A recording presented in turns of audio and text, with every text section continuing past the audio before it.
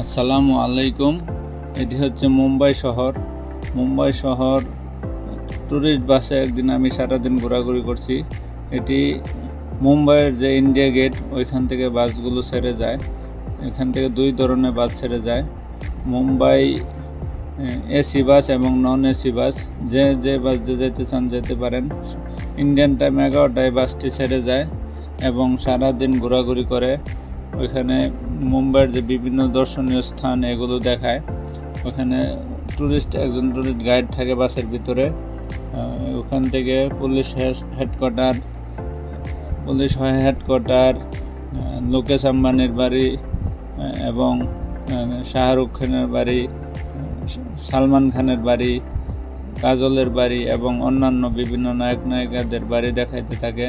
লোকেশ আম্বানির মেয়ের বাড়ি এবং মেরিন ড্রাইভ, সমুদ্রের পাড়ে ঘোরাঘুরি করতে খুবই ভালো লাগে।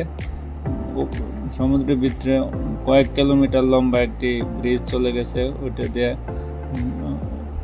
ওই পারে যায়, সমুদ্রের যে বিচ ওই জায়গাতে যায়। ওখানে খুব ঘুরতে ভালো লাগে এবং একটি পার্কে নিয়ে যায়। ওখানে শু হাউস আছে, খুবই সুন্দর জায়গা। এবং মাঝপথে বাসটি থামায়, ওইখানে শাহ আলী মাজার এবং একটি মন্দির আছে।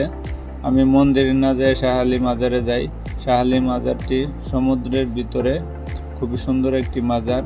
ওখানে জোয়ারের সময় পানি ভরে যায় এবং বাটার সময় মানুষ যেতে পারে। আমি বাটার সময় গেছিলাম, মাজারটিতে জিয়ারত করছি। খুব সুন্দর একটি জায়গা। মুম্বাই শহরটি 7টি দ্বীপপুঞ্জ নিয়ে গঠিত। এর নামগুলো হচ্ছে মুম্বাই, পয়েল, মাঝগাঁও, মাহিম, কোরাবা, ওয়ারলি ও লিটল কোরাবা। এই 7টি দ্বীপকে একত্রিত করে আধুনিক মুম্বাই শহর গড়ে উঠেছে। 1900-এর দশক থেকে মুম্বাই শহর বলিউড চলচ্চিত্র শিল্পের কেন্দ্র হয়ে এসেছে। বিংশ শতাব্দীর প্রথম ভাগে এটি ভারতের স্বাধীনতা আন্দোলনের অন্যতম একটি ঘাঁটি ছিল। এটি 1919 সালের রাওলাট সংগ্রহ ও 1946 সালে মুম্বাই নৌ বিদ্রোহের কেন্দ্রস্থল ছিল। 1947 সালে ভারতের স্বাধীনতার পর অবশিষ্ট মুম্বাই প্রেসিডেন্সির পরে মুম্বাই রাজ্যে পরিবর্তিত হয়েছিল, যার রাজধানী মুম্বাই শহর ভারত সংঘের অন্তর্ভুক্ত একাধিক দেশীয় রাজ্য মুম্বাই রাজ্যের অন্তর্গত হয়েছিল।